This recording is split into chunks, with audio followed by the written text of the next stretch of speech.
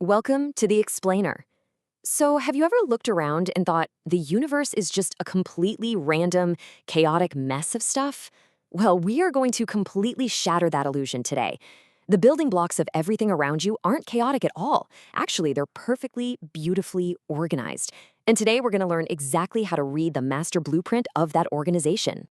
Here's our quick roadmap for today. We're going to start with the ultimate science map. Then we'll decode the element square.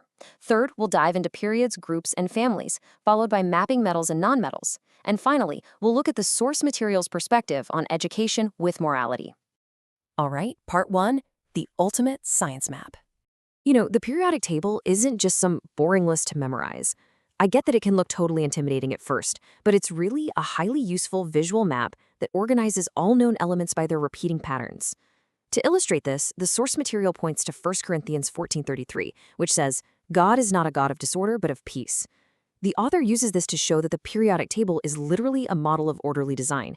It takes the seeming chaos of 118 different chemical elements and turns it into this peaceful, predictable pattern that we can easily make sense of. Moving on to section 2, decoding the element square. So every single element gets its own square on the periodic table, and that square is basically packed with secrets. The most important number you'll see in there is the atomic number. This is just the count of protons inside the atom's nucleus. Think of the atomic number as the ultimate ID badge for an element. It locks in that element's identity permanently. Like if an atom has exactly 8 protons, boom, it's always oxygen. It can't be anything else. 6 protons, always carbon. The atomic number is its absolute identity. Then, usually down at the bottom of the square, we've got the atomic mass. This is the average mass of all the natural isotopes of that element, which is why you almost always see it written as a decimal. And this number is incredibly helpful because it lets you figure out the rest of the atom's secrets, specifically how many heavy particles, or neutrons, are hanging out in the nucleus alongside those protons. Let's look at just how amazingly easy the math is here, using carbon as a quick example. Step 1. You find carbon's atomic mass on the table. It's roughly 12.01. Step 2, you just round that to the nearest whole number, giving us 12. Step 3, subtract the atomic number, which is 6. Why? Because the mass is protons plus neutrons, and the atomic number is just the protons, so 12 minus 6 leaves us with an estimate of exactly 6 neutrons. It is literally that simple. Section 3, periods, groups, and families. Okay, now that we can read a single square, let's zoom out a bit. The real magic happens when we see how these coordinates are arranged into rows and columns. The table is divided into periods and groups. Periods are those horizontal rows, 1 through 7. If you move across a period from left to right, you get this smooth, gradual shift in properties. But when you look at groups, the vertical columns numbered 1 through 18, dropping down a group introduces you to families with the exact same chemical personalities. Elements in the same group act remarkably alike. The sheer predictive power of these groups is absolutely wild. Take a look at group 1 on the far left. Elements like sodium and potassium are highly reactive. If you drop them in water, they react vigorously, even explosively. But look all the way over to the right at group 18. Elements like neon are totally relaxed. They hardly react at all. Why the difference? Because elements in the same group share the same number of outer valence electrons. Matching outer shells mean matching behaviors. Next up, section 4, mapping metals and nonmetals. Because of how these atomic numbers and the electrons are arranged, you get these distinct physical neighborhoods forming naturally on the table. The vast majority of elements are metals. They hang out on the left and center of the table. They're typically shiny and make excellent conductors. Up on the top right, you've got the nonmetals, which are generally dull and pretty terrible conductors. And right in between them, perfectly dividing the two, are the metalloids.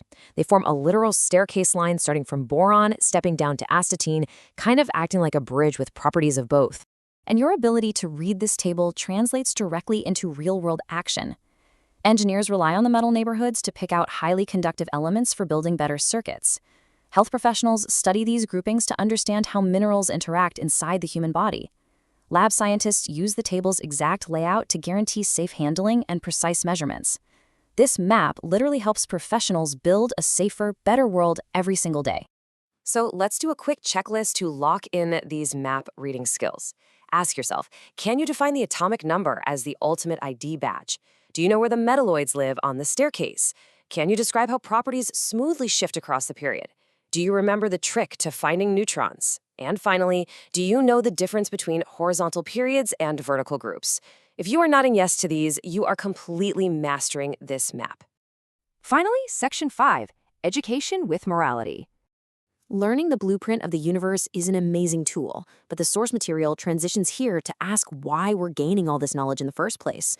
Based on the Hero Smart Academy Godly Learners philosophy, the material argues that education without morality will ultimately hurt us. It makes the case that raw intelligence has to be paired with strong character.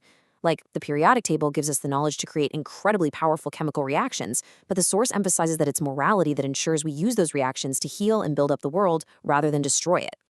Drawing on Romans 8:6-7, the material points out a really interesting parallel here.